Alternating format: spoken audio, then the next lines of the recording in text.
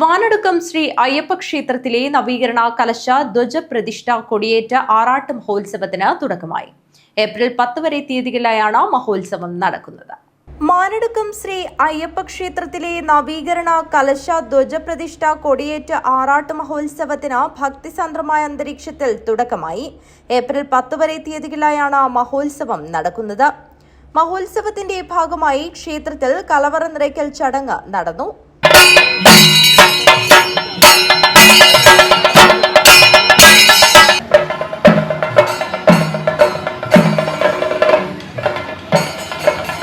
തുടർന്ന് മാതൃസദസ്സ് സംഘടിപ്പിച്ചു.